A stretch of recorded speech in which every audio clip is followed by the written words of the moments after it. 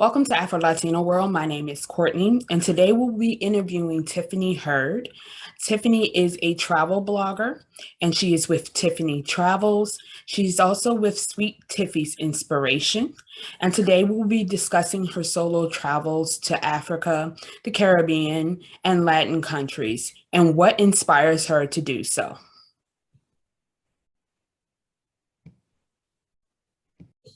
So it's just a few questions about yourself and about your travels. So I'll start off with the first one. Tell us briefly about Tiffany's travels.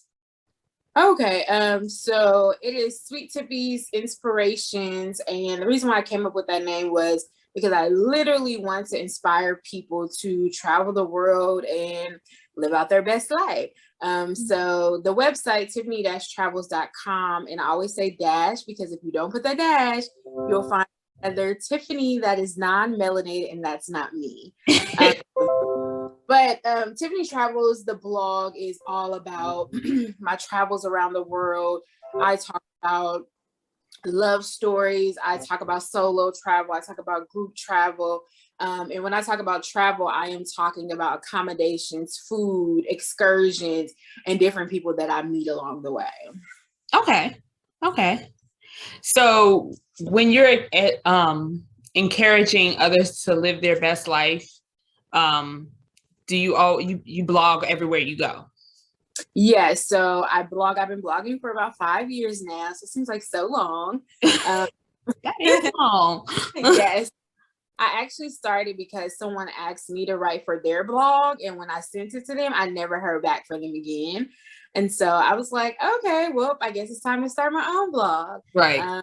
So the first post was about me going to Thailand. So that was the first blog post on the blog. And then I also have the YouTube channel where I document my travels as well through vlogging and through videos. Okay. And what's your YouTube channel's name? So my name is Tiffany Hurd, like I heard you. And so my YouTube channel is Where the Herd is Tiffany. Okay, cool. And so how has traveling and experiencing particularly Afro-Latino culture changed your perspective on Black America? So I definitely think that we hear about you don't hear a lot about Afro-Latinas, in my opinion. I didn't hear a lot about it. Mm-hmm. I was at a film festival. I'm from LA, so I was at a film festival, and there was a film about Afro-Latinas, and or Afro-Latinas, and I was like, I didn't know this. Like, I shouldn't be knowing this. I think when we talk about slavery, we always talk about people coming to America, not realizing that we were dropped off all over Cuba, right, Colombia, different places. And so I think that impacts me just by saying that you really have to research history because they're not going to tell you everything. And it's never all in a history, especially what you're learning in high school. Right. Correct. Yeah, they definitely don't kind of tell you that, some of us got off a little earlier than others. And right. Then we all didn't just make it to, our journey wasn't always to just America. So exactly. I absolutely agree. So if you could choose 5 countries that you've personally visited that you would encourage people of color to visit, what would be your favorite and why those countries? So people always ask me what's my favorite countries. I always say I don't have a favorite because everywhere I've been, I have not been to a country that I just hated or didn't like. Okay. I guess we'll start off with Ghana. And the only reason why I say Ghana is because that's the place I've been to the most. Mm-hmm. Ghana about 6 times. So I definitely would recommend Ghana because you get to get the culture, the food, you get a chance to get just a bunch of different things. And so if you've never been to Africa, I would say that's a great place to start off. Okay. Since we are talking about Latin countries, definitely head to Cuba. Mm-hmm. Cuba is not open yet, but when it opens back up, I definitely encourage people to come because I like the fact that you are off the grid. And when I say off the grid, the internet is spotty.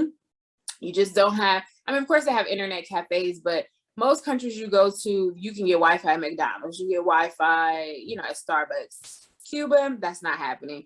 So it allows you to immerse yourself into the culture and just kind of forget about social media and the internet, which is something that we are always on all the time. Right. And the people are beautiful. Like walking down the street in Cuba, I'm like, oh my God, she's cute, he's cute, they're beautiful, everybody's pretty. Like, you know, that was those places that I was just like, you just see the different mix of people, and I think they're gorgeous. The other place I would say is Colombia. I love Colombia. So you'll get a chance to get that Afro feel, the culture, everything else, as well as just Colombia in general. So I definitely highly recommend Colombia. Another place that I absolutely love was Thailand. I love Thailand. Okay. Great place, easy to navigate, love the people. And then there's also was a lot of Black expats at the time that I went. And so I love being around people that looks familiar to me in an unfamiliar place. Right. And then the next one I would say is I recently fell in love with Mexico, and particularly Tulum and Playa del Carmen. A lot of my friends moved down there and they absolutely love it, and the community is huge down there. So definitely, those are my 5 places that I would recommend. And of course, there's a lot more I visited, but those just come to mind. So, I will definitely second your hurrah on Cuba, because I am Cuban. Just for that, I would definitely say I do love going back to the island, not just to see family, but also to have that disconnect. That's why I feel like I can more connect with myself when I'm there. So I definitely will definitely back you and clap you on that one, because not just because I'm Cuban, but that plays a lot into it too. Right. So altogether, how many countries have you visited? That's a good question. I never count. I know people that keep count of, oh, I've been to 15, I've been to 100. I guess counting countries is really not that important to me. I guess my experiences and all that to me are what matters. So I can say I've been to 50 and only visit the airport, or only visit, you know, an 8-hour layover. So some people, you know, I count it if I got out the airport, but what I'm saying is counting countries, I guess, is not necessarily important. So I don't really keep track of how many I've been. So do you keep, like, you don't keep track of how many you've been to? Do you kind of keep track of how many you have not been to? I definitely don't keep up with that, because there's probably more that I have not been to than I have. So a lot of people always ask that question as well, but I feel like there's so many that I haven't. And if I count the ones I haven't, I'll probably get sad, because I'm like, oh my God, I need to go here, I need to go there, you know. And so it costs time and money to get to all these places. So definitely not focusing on how many I have not been to. Okay. So traveling as a Black woman, what is your experience with that? So I feel like I haven't had very many negative experiences. And I have been to Europe very briefly. I went to Spain, and I hear some people say that they've encountered some racist thing. I didn't encounter any of that. I don't know if I wasn't there long enough. Not that I want to encounter, but you know, I've heard saying when they go to Europe, they are thought of as prostitutes because they're a Black woman. So I didn't experience that. And so I think because of the countries that I'm picking, which is the continent, or picking Latin countries where people look like me, I think that's the reason why I haven't experienced, I don't have any detrimental stories where I just felt like, you know, I was fearful, I was unsafe, or anything like that. So I've had pretty good experience traveling as a Black woman, but I think you also have to put in perspective, not only am I a Black woman, but I'm also an American woman as well. Right. So that holds a lot of privilege in itself. So I don't know what would my experience be if I were African in Europe. So you have to put things into perspective. Okay. So when you're traveling, you're traveling and you're eating in these different countries, just switching up to food a little bit, can you kind of like tell the different dishes? Do you think the dishes are the same, or do you see most of the same like staples of food? Oh yeah, you definitely see the same staples of food. They're just prepared differently by the country. So if you go, so in Ghana, there's jollof rice. It's Mm-hmm. rice, but it's spicy. It may contain vegetables, may have meat in it. Then if you go to Colombia, there's coconut rice with your Mm-hmm. dip. So I feel like you go to Thailand, there's sticky rice, there's fried rice. So I feel like definitely they are some of the same types of food. It's just how they prepare in their seasons, and it's prepared on based off what the people have in their particular country. You know what I'm saying? Right. So, Right. but yeah, I will say a couple. I'm so happy. Because if you asked me a couple years ago about my palate, I wouldn't be able to tell you much about food. I was very much a picky eater. I'm like hamburger, meat and cheese only. But now my palate is open. I'm willing to try. I'm gonna just say I'm willing to try everything at least once, as long as it doesn't look too crazy. Mm-hmm. Because I feel like that is the joy of traveling. When I don't consider myself a foodie or a food traveler, even though I do talk about food on my channel. But I try to take a cooking class in every country that I go to. Okay. So that way I come back knowing what the food is. So for example, in Thailand, I did a cooking class, and now I know how to make pad thai. I made it for my family, and they love Mm-hmm. it. So these are different things that if I'm traveling, I would like to bring it back, because some of the food is so delicious. You're like, oh, I can't wait to get back. Can't, then at least you can try to recreate the dishes when you come home. Okay. Okay. So when you're traveling, I know we speak a little bit before that you're trying to do groups, or you're doing groups now. So how are your groups structured for your travels? So yes, so a lot. So people know me for solo traveling, but then people are like, I want to travel with you. I want to travel with you. So I'm like, okay, well, if there's a demand, let's see how it works out. Okay. So our first trip was to Ghana, West Africa, which was full circle because I first traveled there for study abroad, and people brought me along, and then I was able to bring other people along. Okay. So that was excellent to introduce them to the culture, and they had never been to Africa before. So I just think it made it even more special, like my first experience was. And they were only there for 10 days. So imagine, they were crying when they left the airport. And I got a chance to spend 6 weeks my first time. So they just got a little taste of, you know, what I got a chance to see. And then my second trip was recently to Colombia, to Cartagena, Colombia specifically.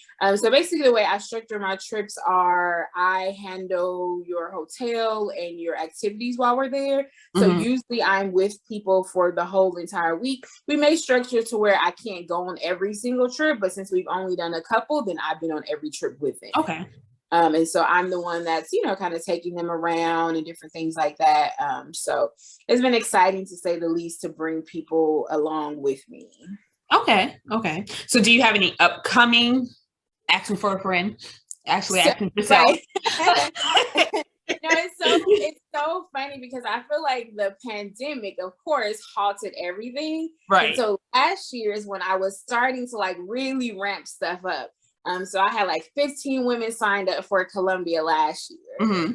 I was putting Cuba on the list. I was talking to people like, hey, I want to come to Cuba. And so there's places like going back to Thailand again. So there's a lot of places that I want to go. But because of COVID, it's still a little tricky because plans change literally in the drop of a moment. Yeah. We don't COVID. So I don't have anything else this year. And then 2 is already September. Usually I like to try to give people at least a 6 months advance, just because, you know, people need payment plans. I need a payment plan. So, you know, I would like to offer that. Maybe people don't have 2,000, 3,000, whatever, you know, laying around. But we're definitely probably going to put Ghana back on the list because people keep asking about Ghana. Okay. But yeah, we'll see about Cuba because I hear Cuba is opening up soon. But the details I usually drop on Facebook, Instagram, and the website when there are upcoming trips available. Okay. Okay. So we're going to switch gears a little bit. You have a book for stress relief and relaxation, and it's called Hues of Africa: Journey Between the Lines. Can you tell us the concept of the book and where to find it? Okay, so the concept of the book, it's all about Africa, literally. So we talk about the history of Africa. We talk about music. We talk about hair. You know, our crowns are very important. We talk about food. We talk about language. We talk about, and I love your hair, by the way. Thank you. And we also talk about, then we go into the different countries as the book goes on. So it's basically a coloring activity book. So it's coloring on one side, activity on the other side. And so, for example, we'll just pick Ghana, for example. So on one side, it's a picture of a man and a woman in their traditional outfit. It could be a wedding, or it could be like a couple's photo. And then on the other side is a word search related to words about Ghana. So I love Joe Rice. So Jollof rice is in there. The president is in there. So there's different words. So each activity is different. It could be word search, puzzles, mazes, fill in the blank. And the reason why I created this book is because my love for travel, and two, I just love the continent. Right. And another thing is, people see the continent, if you don't know, in a negative light. If you turn on the TV, what do you used to see when you were little? The starving children in Africa. They're not showing you the mansions. They're not showing you the rich people. And so I wanted people to be educated, and I want them to be like, hey, this place seems cool. I want to try. I talk about food in there. So I want to be like, hey, I want to go to Angola and try this dish because of the activity that they do. So that was the inspiration behind the book and why I created it. And I love activities and color, but sometimes I don't want to I don't want to read a history book, but my attention span may be short, but I can click, I can read something really quickly versus reading 20 pages about God, right? And so the book can be found on Amazon. That's the easiest way to get it. It can also be found through me. If you get it through me, then I can sign the book for you. It's also online at Walmart, Target, Barnes and Nobles. It's pretty much anywhere, but of course, Amazon. Everybody has probably Amazon Prime, so that's the easiest. Right. But if you want that special touch, I can definitely sign it for you. Sounds good. So, who are the people who came before you that inspired you in what you're doing today? So say for instance, like your ancestors. Yes. So I feel like people that have inspired me before, like, or is like family related, I would say we haven't taken them as often, but I feel like when we were younger, we would take family trips even if they were local. And so I think that sparked a bug where I'm like, okay, well, let's see what's outside the US. Let's go and explore more. So I attribute it to my family. And then I'm inspired, I guess, by I don't have anybody in specific that I can name for as like people that are doing what I'm doing now, but I just love seeing other people's photos and pictures and Instagrams and all that kind of stuff. And I'm like, wait, where'd you stay at? Okay, I want to go. What did you do? So that's the reason why I share, because I know when I share, people are inspired, and I'm inspired by other people that share as well. So I get excited. I'm like, okay, where you at today? What's going on? What's your itinerary?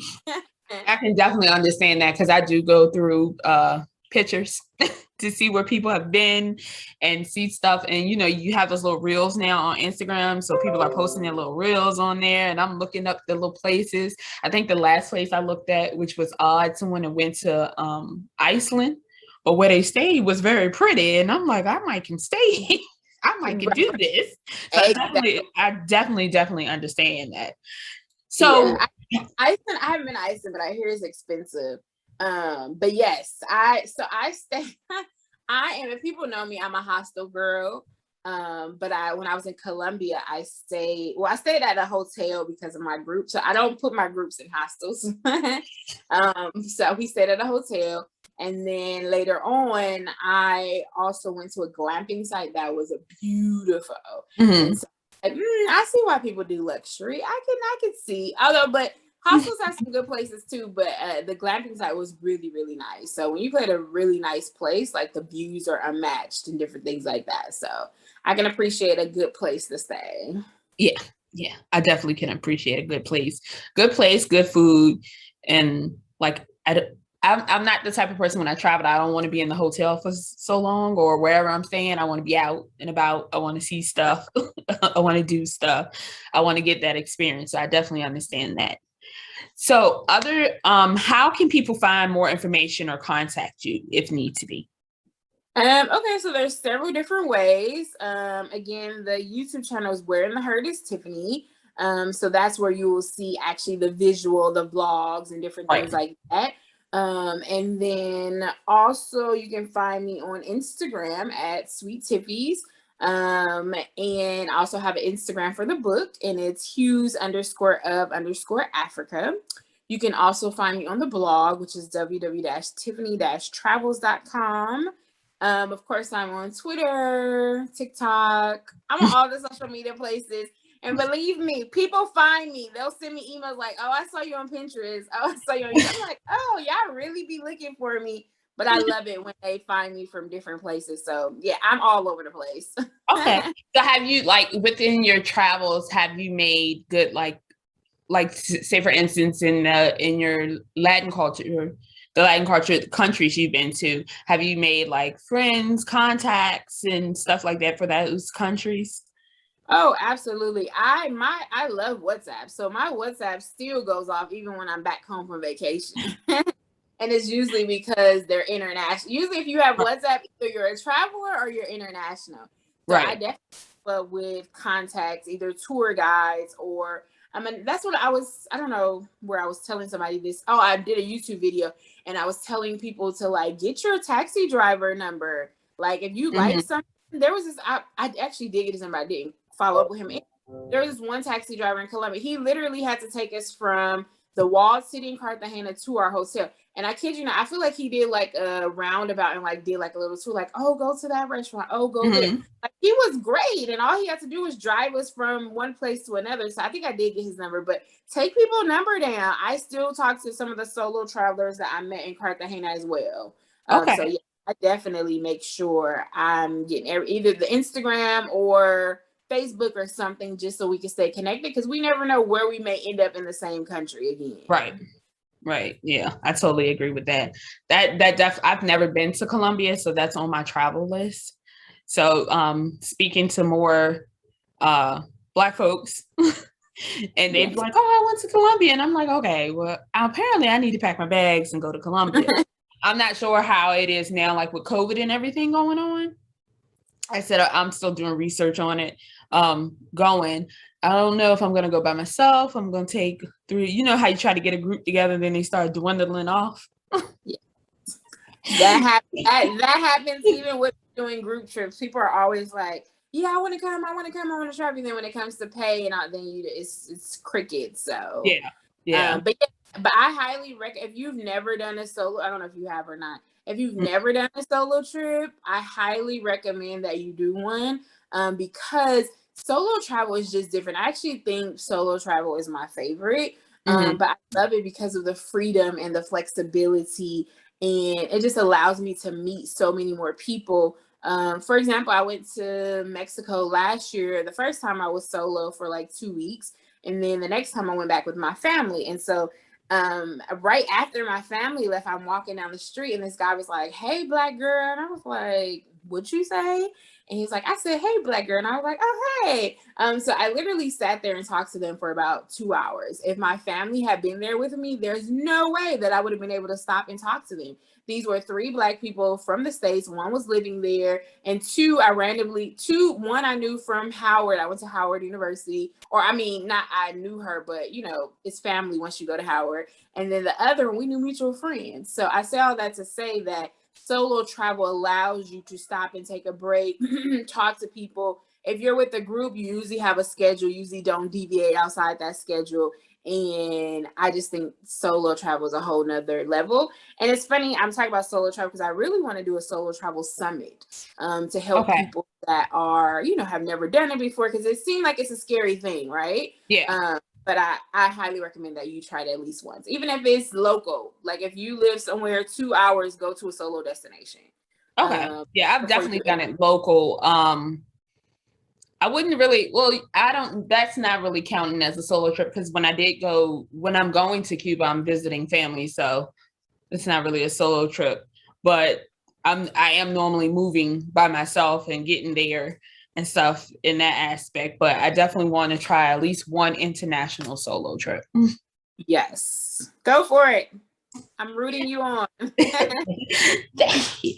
So, it was, so we can find you on Instagram, we can find you on Twitter, we can find you on YouTube, TikTok, Pinterest, email.